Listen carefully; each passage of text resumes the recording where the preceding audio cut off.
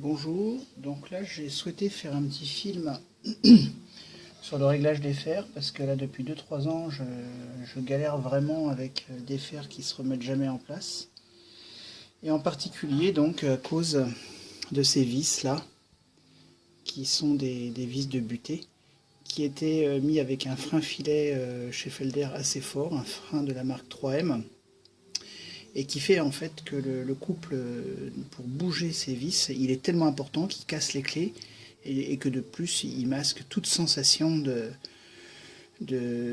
est-ce que j'ai avancé un petit peu en angle ou pas. Donc ce que j'ai fait, c'est que j'ai racheté sur internet des vis comme ça. Ensuite, je les ai enlevées, j'ai enlevé celle-ci, j'ai nettoyé le taraudage avec une filière pour bien enlever toute la pâte bleue qu'il y avait. Et puis j'ai nettoyé la partie filetage et taraudage avec de l'acétone. Ensuite, j'ai mis du frein filet faible sur ces vis.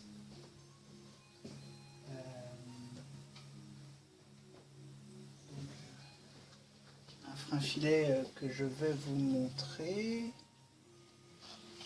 Il doit être dans mes accessoires. Voilà.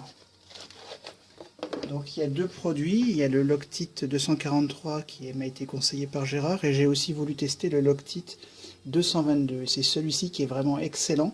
Il est de couleur violette et quand vous en mettez sur le filetage, je l'ai laissé sécher la nuit, le lendemain vous avez un couple de vissage-dévissage qui est absolument agréable.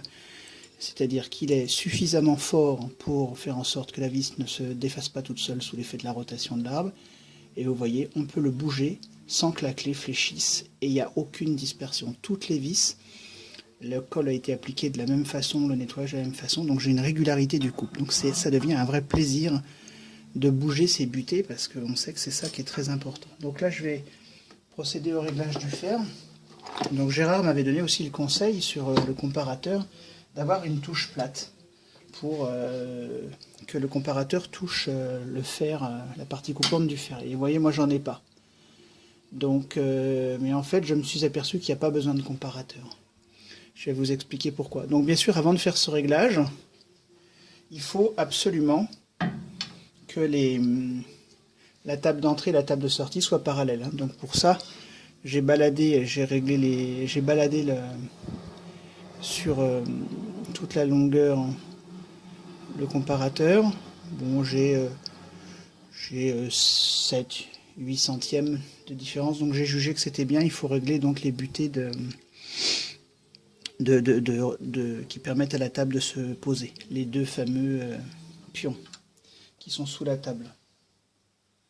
Voilà, et ceci étant fait, là on peut commencer à régler le fer. Donc pour régler le fer, ce que je fais, c'est que je vais sortir ces deux vis là de 2-3 mm, les deux extrémités, et celles-ci, je vais les mettre à fleurantes. Je vais les rentrer parce que je ne veux pas qu'elles participent au réglage. Je vais donc régler les deux extrémités, celle-ci et celle-ci. Quand je dis je vais régler, c'est toujours au sens où, quand je vais faire tourner l'arbre et mettre le bois ici, le bois va avancer entre 1 et 3 mm. C'est ça mon critère de réglage. Je n'ai pas besoin de mesurer, j'ai juste besoin de voir que mon bois il avance de cette quantité. Alors il faut être un peu prudent parce que quand on appuie le bois, selon qu'on appuie ici, ici ou là, ou avec 3 doigts, on n'a pas le même résultat. Donc pour avoir de la régularité, je pense que moi j'ai choisi d'appuyer avec 3 doigts et avec la même force. Voilà, donc on va faire le réglage.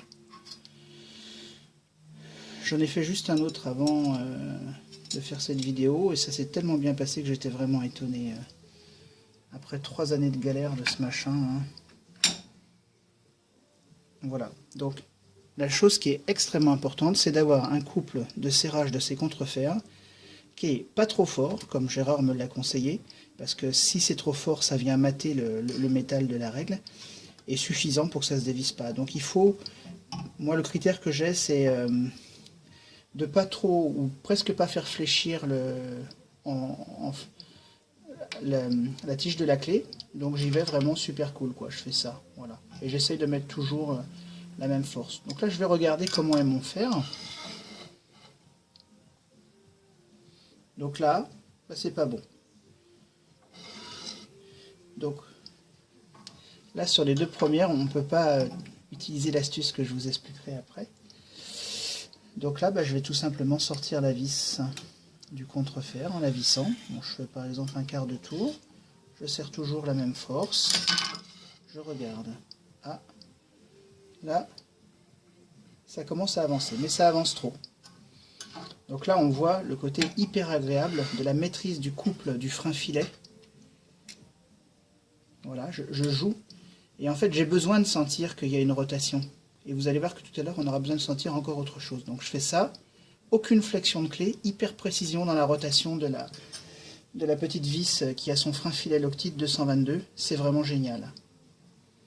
J'ai jamais eu un tel plaisir à régler des fers. Donc là, ça va pas. Ça va pas, donc je vais ressortir la vis très légèrement. Il n'y a pas de flexion de la clé, c'est hyper précis. Je mets quelques degrés. Toujours la même force de serrage. On va mettre encore un petit peu.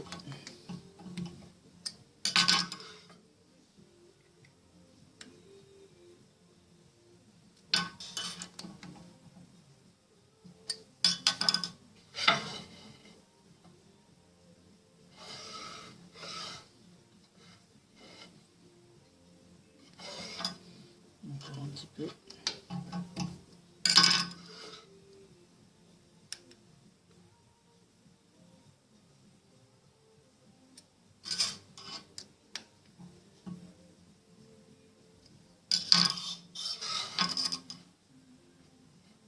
Voilà, donc ça, je veux dire que ça c'est bon. Oui, ok, ça fait un petit peu trop, j'avance de plutôt 5-6 mm. Donc je vais micro-dévisser ce truc-là. Voilà. 2-3 degrés. Voilà, on entend le frottement.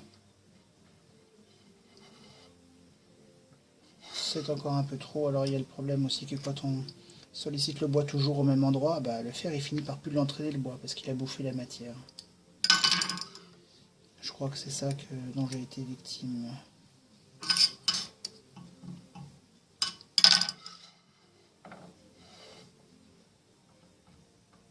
Voilà, il y a encore un avancement important, donc il faut pas que je l'utilise à cet endroit.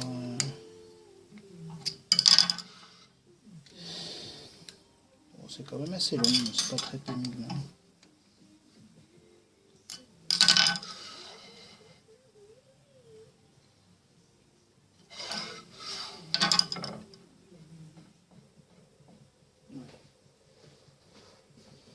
Là, il faut que je me note de ne plus l'utiliser à cet endroit-là.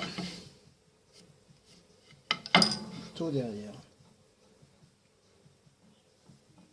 Donc là, je pense que c'est un résultat qui est bon, ça.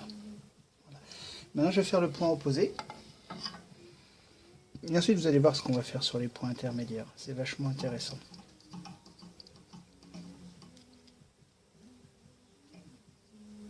Voilà, essayez d'avoir toujours le même couple de serrage.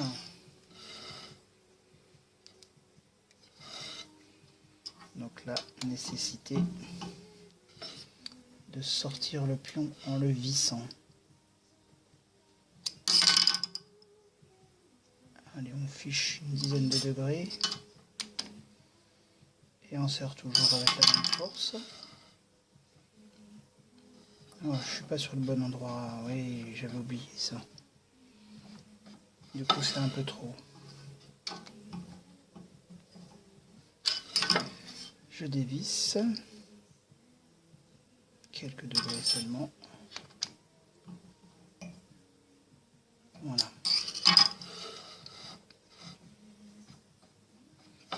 C'est encore trop.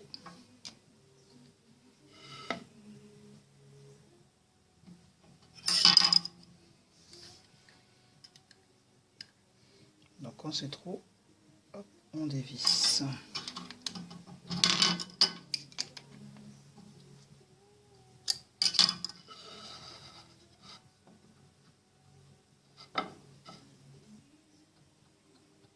Voilà, donc là c'est pas assez, on entend le frottement, mais pour autant le bois il avance même pas d'un millimètre. Hop, une micro sortie. C'est tellement agréable d'avoir une force de dévissage de ces petites vis butées qui soient bien comme ça. Pardon. Hop.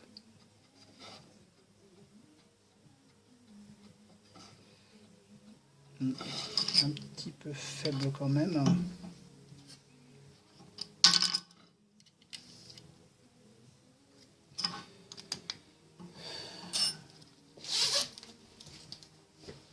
Un peu chaud. Voilà.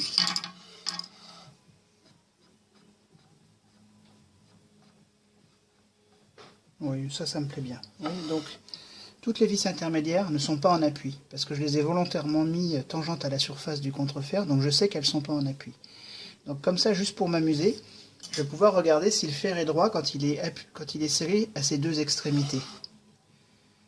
Et surprise, très bonne surprise d'ailleurs, vous voyez, j'ai presque une grande qualité de rectitude de ce contrefer, parce qu'il touche presque partout, presque. Alors, en fait, la quantité dont je vais serrer cette vis là, c'est juste, il faut que je la, vu que là ça se passe bien, ouais, il suffit juste que je vienne la mettre en contact et le tour est joué. Et c'est là que c'est intéressant d'avoir une force et un couple parfaitement maîtrisés, parce qu'en fait je vais utiliser la montée en effort que je vais ressentir dans la clé pour me dire je suis en contact.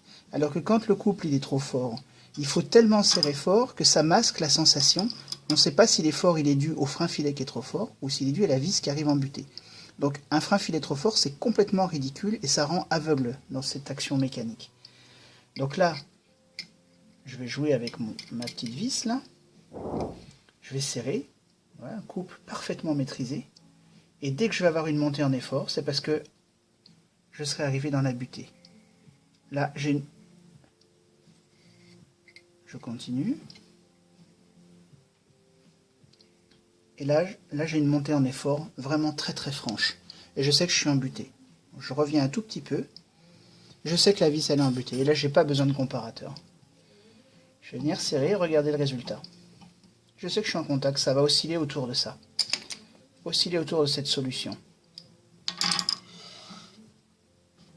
Voilà, c'est trop. Parfait. On dévisse un petit peu. Une petite dizaine de degrés. Hop. Et voilà. C'est parfait. Je procède de la même façon. Je vais déjà regarder comment je suis positionné. C'est frottant. C'est frottant, donc c'est excellent. Je vais venir en contact. Même principe. J'entre bien la clé.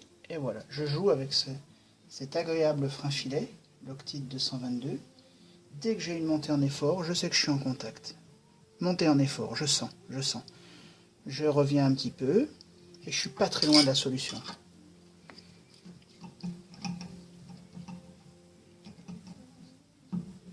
Voilà, on va regarder le résultat. Légèrement trop fort. Je vais enlever quelque chose comme 3-4 degrés. Voilà. C'est vraiment, j'ai jamais eu... Alors après, je ne vous garantis pas que quand je vais démonter un fer pour en remettre un autre, j'aurai la même qualité. Mais si j'ai le même couple de serrage, pas fort comme me l'a conseillé Gérard, et puis j'ai tout changé le système là, et je suppose que l'enfoncement de la vis dans la matière de l'arbre elle est négligeable, bah, je verrai ce que ça donne. Je ne sais pas vous le dire et je m'amuserai pas à le faire maintenant, ça sera la découverte. Ouais, ça c'est parfait. Parfait. Voilà, je fais le 4e point.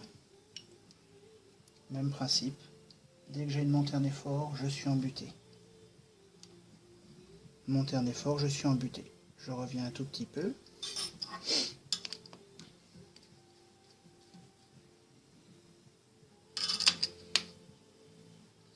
J'ai presque envie de m'acheter une clé dynamométrique pour vraiment maîtriser complètement le couple de serrage que j'applique, parce que ce couple-là, il engendre des pénétrations, des enfoncements, des appuis dans la matière, et il fait varier la cote. Donc si on a un couple constant, on a une force d'appui des vis qui est la même, et donc le réglage qui est le même. Ça, c'est vraiment intéressant.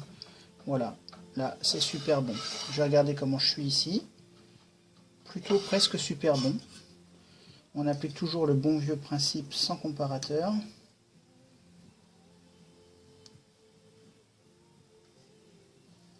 Et Et voilà, monter en effort. Je reviens de quelques petites degrés. Je pense que je rêve bien d'avoir une clé dynamométrique ici qui mesure le couple, hein, parce que je ne sais pas si demain je mettrai la même force de serrage, hein, si je m'en souviendrai. Donc là c'est juste frottant, et je voudrais que le bois avance de 2-3 mm. Je vais remettre quelques degrés dans la vis. Voilà.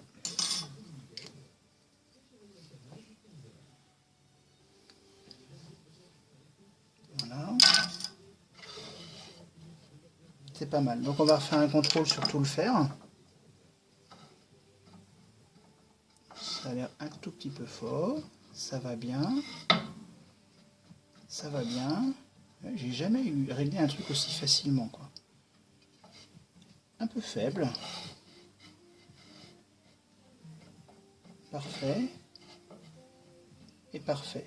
Ouais, donc je suis bon sur toute la ligne. Voilà, j'ai réglé le fer, je ne me suis pas pris la tête. En prenant les conseils d'un petit peu tout le monde et puis en faisant mon expérience, et ben voilà, j'ai réussi.